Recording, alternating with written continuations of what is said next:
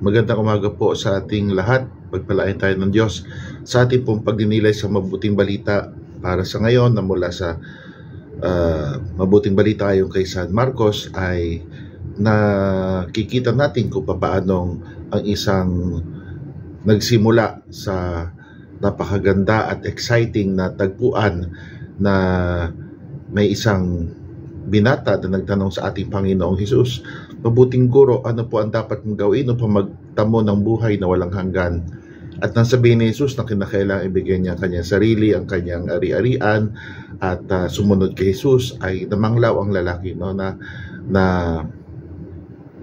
nalungkot, no, sapagkat siya napakayaman. At sabi ni Jesus, napakahirap mapabilang sa pinaghaharian ng Diyos, no? At bagamat sinabi niya na walang imposible sa Diyos, no?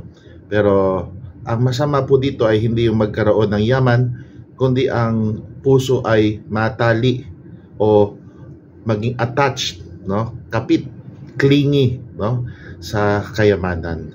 Pero hindi ibig sabihin ay ang tinutukoy dito yung yamang material lamang, no?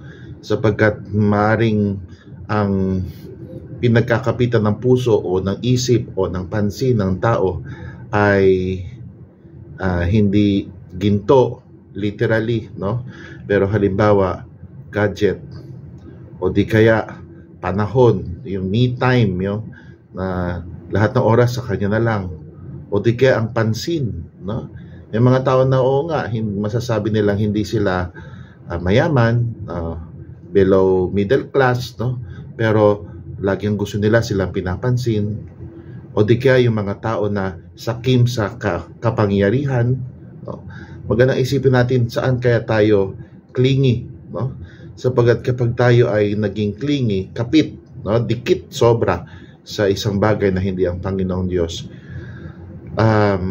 napakahirap sumunod sa ating Panginoon, sapagkat ang pagsunod sa Panginoon ay hindi lamang po sa mga Santo Papa, sa mga obispo, mga pari, mga madre. Ito po ay para sa lahat sa atin, at ito po ay nangangailangan na tayo maging full-time, no, sa pag-ibig sa Diyos at sa kapwa. Ngunit paano natin ito magagawa kung puro lamang tayo pakabig, no? Ako, akin, I, me, mine, no? Sabi nga ng iba yung tinatawag na ecology, no? Laging sa usapan sila lagi ang bida, no?